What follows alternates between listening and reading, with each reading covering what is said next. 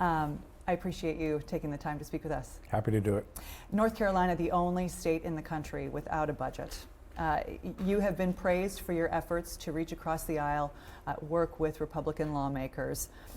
It's safe to say you probably did not want things to stretch out this long. For sure. What has been your biggest struggle to get the budget over the finish line? Well, here's the thing. The difference is between the House and the Senate. The difference isn't between the General Assembly and me.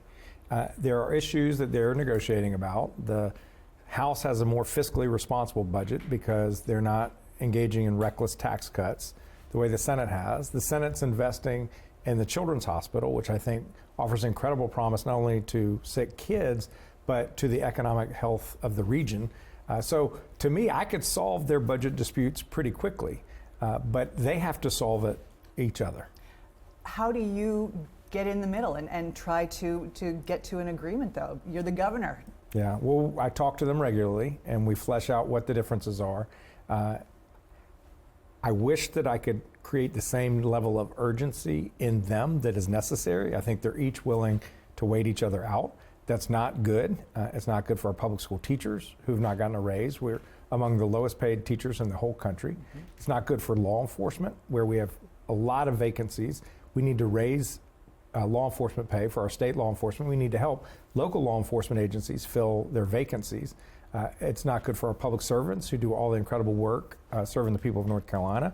It's not good for our healthcare system. They've not fully funded Medicaid, which creates real risk to the entirety of our healthcare system, not only for those people who are on Medicaid, but for anybody, because if a doctor shuts their door, it's not only the Medicaid patients who suffer, it's also their patients who are private payer.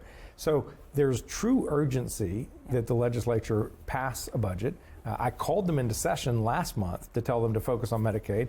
They refused. They had a session this week. They didn't come to work. I will keep urging them to do their jobs. The most important thing, the most important bill the General Assembly passes any year is the budget. And so I will keep urging them to do that. How frustrating is it for you? I mean, people at home, a lot of them don't look at the minutiae and how the inner workings are. They look to you, the governor, and so if they don't see teacher raises, for example, do you fear that that's going to be a stain on your record? Yeah, well, I trust voters will be able to figure out and apportion blame and credit as appropriate. But the thing is we've got to focus on what's important to North Carolina.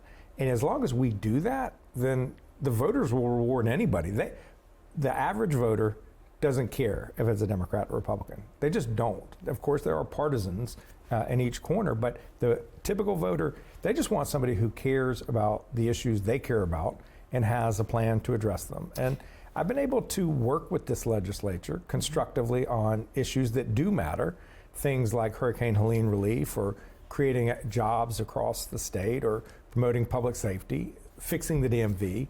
Let's talk about Hurricane Helene relief. Sure. I know such a huge priority for you. You have been in conversation with President Trump about the federal government's support for Hurricane Helene Mm-hmm. relief. When was the last time you spoke with President Trump about this? Spoken with his administration as recently as a week or two ago. How did that conversation go? Take us behind the scenes. Yeah, didn't get the response necessarily that I wanted. It was with the former FEMA director. There are a couple of programs that FEMA funds. There's something called public assistance. That's when local governments spend money on approved things, whether it's cleaning debris or fixing a water system. And FEMA says, yes, go ahead and do that. The local government spends the money and then has to wait. And they have to wait for months and months and months, which a lot of these governments are very little. And if you have a $2 million project that you don't get reimbursed, that creates real fiscal stress in that local government's budget.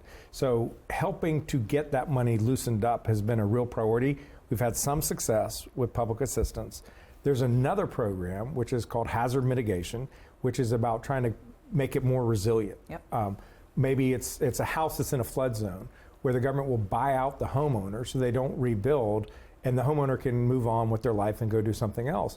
Well, we have some 560 applications of homeowners who've said, I want to sell my property so that I can restart my life somewhere else. Not a single one of those have had action by the federal government. So There have been times where I'm grateful for what the federal government's doing, and there are times when I'm immensely frustrated. Yeah, and if we have time, I'd like to get back to that. I know we're tight on time, though. Speaking of calls with the president, I know you reached out to the White House when ICE or Border Patrol came to Charlotte and Raleigh. You didn't hear back from them at the time. Have you had any success getting in touch with the White House or Secretary Noem regarding what has happened? There are so many people who are concerned. Could ICE or Border Patrol come back? Yeah, no, I've not heard from the White House. I've not heard from the Secretary of Homeland Security. Obviously, I feel like they should tell the people of North Carolina what happened. If they were coming to North Carolina, finding people who are dangerous, who've committed crimes and need to be held accountable, put into our jails or prisons or deported, 100% support those efforts because we all deserve to be safe in our communities. But that is not what Border Patrol and ICE have been doing. If you look at the data in aggregate, we haven't seen the North Carolina specific data yet, but we've seen them operate in a lot of other places. About 3/4 of the people that they've detained have no criminal convictions whatsoever. And only a fraction of those who do have serious criminal records. So this idea of going for the worst of the worst, it's just not accurate. And what we saw in Charlotte was them going down the street and taking brown people off the street, or going to construction sites or someone's home and taking landscapers off the lawn. They were racially profiling people. That's not how it should happen.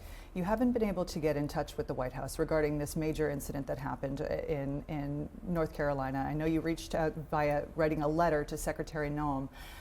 What's your relationship with the White House like? We have a president who really, it's quite clear that relationships are what drives a lot of his decision making. What relationship do you have with the president and the White House at this time?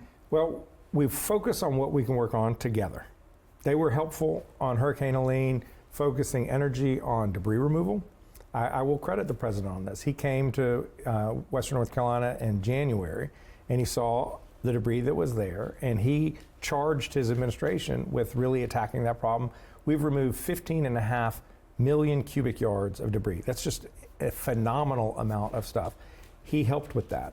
The governor of South Carolina, Governor McMaster, and I were very concerned about the possibility of they're putting oil rigs off of the Outer Banks. That would be a disaster for the economy of the coast. So he and I wrote a bipartisan letter to the president urging him not to do that. I was very gratified last month when he took the Atlantic Seaboard off the list of where they're going to try to put oil rigs. So we've had some constructive interactions. Obviously, there are other times he does things that I think are not helpful to the people of North Carolina. And I make it clear when those happen what my views are. I want nothing more than for the people of North Carolina to have every chance to succeed. And I will work with anybody who shares that goal. And when people do things that I think are contrary to the interests of the state, I will not hesitate to stand up and speak. Has the president or the White House asked you to deploy the North Carolina National Guard for perhaps the border or for crime-fighting efforts? They have not. Is it something that you would consider? It all depends on what the request was. They did ask, actually I think it was at this point, it was the Biden White House. When the inauguration happened, they asked for National Guard to go up and provide some specialized assistance to ensure the safety of the inaugural process. Obviously, we were happy to do that. The president did ask me to chair a council of governors along with Governor Youngkin of Virginia. It's a bipartisan group of 10 governors, 5 of each, and I'm one of the co-chairs. And so I was honored to do that. We interact with the National Guard. We interact with the Department of Defense, we interact with Homeland Security, and we raise issues that are of common interest of states as it relates to the federal relationship with our national government. When it comes, though, to, let's say, the letter that you received from various representatives, federal representatives for North Carolina, they asked you to deploy the North Carolina National Guard to help with crime-fighting efforts in Charlotte. Is that something that you would consider? I think what we should do is focus law enforcement assets on keeping people safe. The best people to be in a community are those who have training to do that work, experience. And so there's a new chief of police. She used to be here in Raleigh, Stella Patterson. She's now the police chief in Charlotte. She asked the state to help her with a surge, which she's calling Operation Safe Season, to put more people on the streets in Charlotte to give people a greater sense of safety and to keep people safer.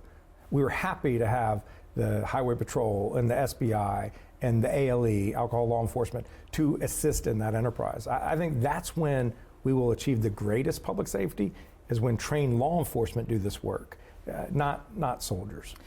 Today, the Senate is expected to pass Lumbee recognition.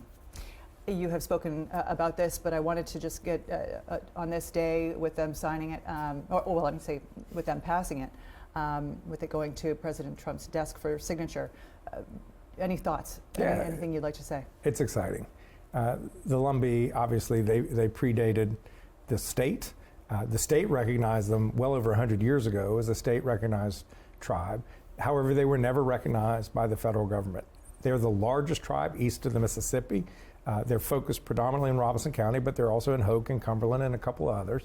And the federal recognition will trigger for them all kinds of federal resources for housing, for health care, for disaster recovery when they've had floods in the past. This is going to be immensely helpful to them and their economic health and well-being, and it's going to be good for the state of North Carolina. My last question for you, Governor. Let's get back to Helene.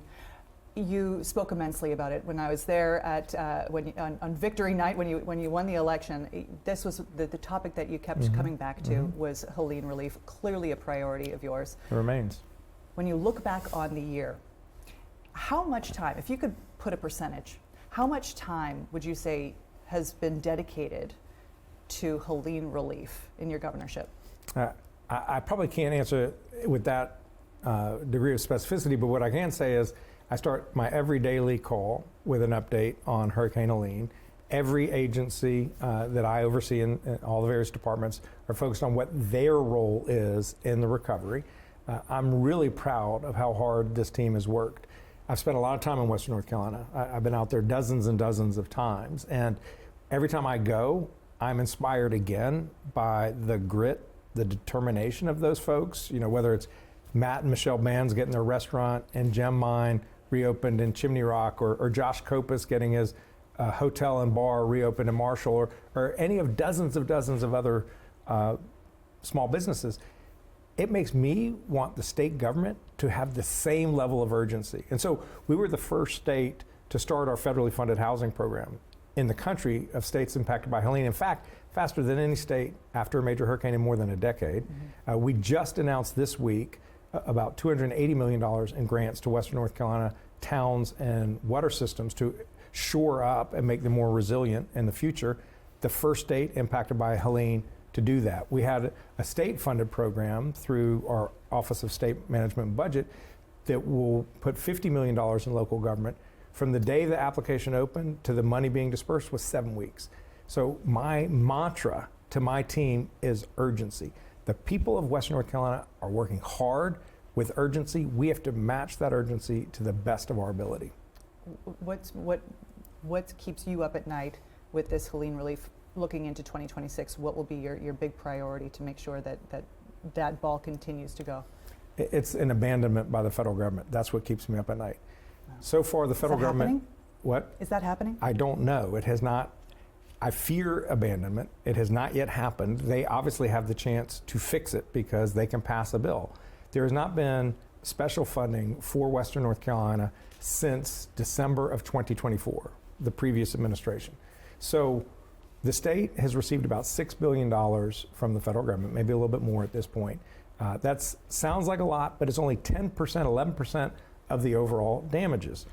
I am grateful for every dollar the federal government has sent our way, but it is typical after a storm like this that a state will get 40 or 50% of the destruction, the damage, back in terms of federal assistance. We are tens of millions of dollars away from that. I have a $13.5 billion appropriation request before Congress today. I've sent it to the OMB director. I met with the OMB director when I was in Washington not long ago. I met with our congressional delegation. They have a chance to address this the next time they appropriate money for Homeland, for FEMA. And so that, I hope they will. They certainly should. I expect them to. But you asked me what gives me pause, what gives me fear. It's that they don't and that they abandon the state. I do not want them to do that. Well, I wish you the best of luck with that. Thanks, Ashley. Thank you, and happy holidays. You as well.